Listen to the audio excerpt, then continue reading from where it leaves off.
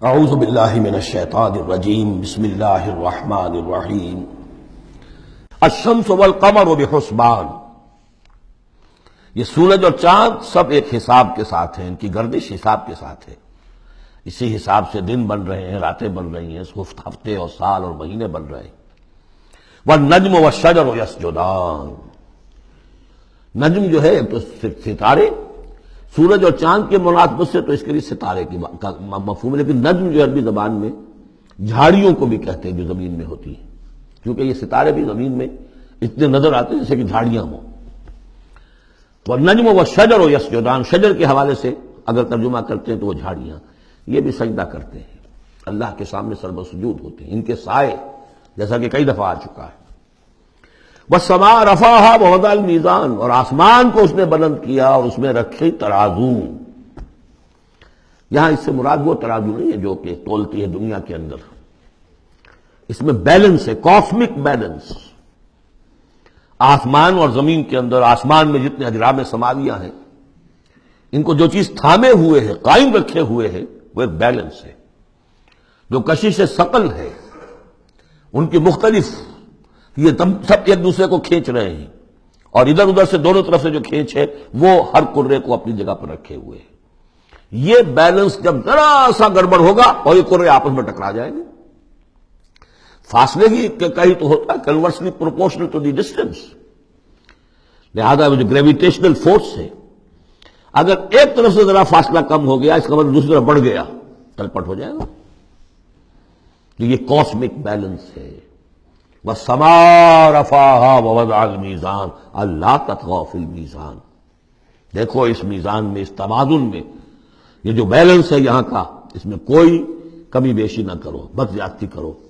وَأَقِيمُوا الْوَزْنَ بِالْقِسْطِ وَلَا تُخْسِرُوا الْمِيزَانَ، اور قائم رکھو وزن کو قسط کے ساتھ، عدل کے ساتھ، اور اس کے اندر کہیں کوئی کمی نہ کرو، نہ تطغوا نہ تخسروا، نہ کمی نہ زیادتی۔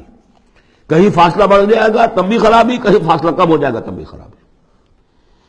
والارض وضعها للانام، الفاظ کی مناسبت سے بعض لوگوں نے سمجھا کہ ترازو ہی مراد ہے، تو ٹھیک ہے، اس میں کوئی حرج نہیں اگر مراد لی جائے، لیکن ترتیب دیکھیے جس طرح یہ آ رہا ہے، الشمس والقمر بحسبان۔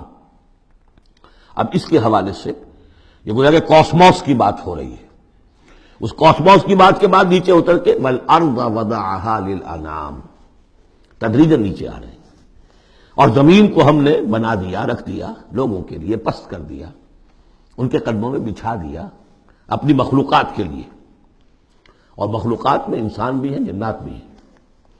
فیہا فاکہۃ، اس میں میوے ہیں، والنخل، اور کھجوریں ہیں، ذات الاکمام، جن پر کے غلاف چڑھے ہوتے ہیں، والحب ذو العصف، اور اناج ہے جس کے ساتھ بش بھی ہوتا ہے، والریحان، اس کے دو ترجمے ہیں، تو یہ کہ اور خوشبودار پھول بھی ہیں، یا یہ کہ اور دوسری غذائیں بھی ہیں۔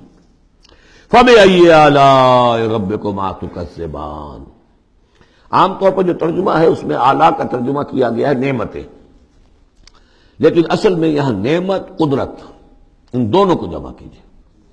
کہیں وہ نعمت کا تذکرہ ہے، کہیں اللہ کی قدرت کا ذکر ہے، اس کی قدرت کی نشانیاں ہیں۔ فَبِأَيِّ آلَاءِ رَبِّكُمَا تُكَذِّبَانِ، تو تم اپنے رب کی کون کون سی نعمتوں اور قدرتوں کا انکار کرو گے۔ تکذبان صیغہ ہے تثنیہ کا، دونوں سے خطاب ہو رہا ہے، انسانوں سے اور جنوں سے، اور یہ بات آگے چل کر واضح ہو جائے گی۔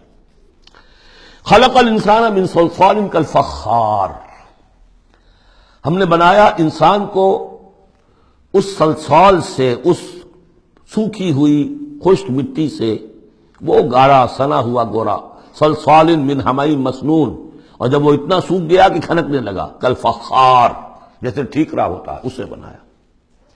وَخَلَقَ الْجَانَّ مِن مَارِجٍ مِّن نَار، اور جنات کو ہم نے بنایا آگ کی لپٹ سے، جس کو کہ ہم اس سے پہلے پڑھ چکے ہیں سورہ ہجر میں، نار السموم، لو جیسی ہوتی ہے جس کے اندر کی آگ ہوتی ہے۔ تو ایسے ہی وہ جو فلیم ہوتا ہے، شعلہ، اس کا ایک حصہ تو ہے جو نظر آتا ہے، اور ایک حصہ وہ جو نظر نہیں آتا، وہ جو اوپر کا حصہ ہے وہ ہے سب سے زیادہ ہیٹ، ٹیمپریچر ہائیسٹ وہاں ہوتا ہے، وہ ہے مارج من نار۔ فَبِأَيِّ آلَاءِ رَبِّكُمَا تُكَذِّبَانِ، صدق اللہ۔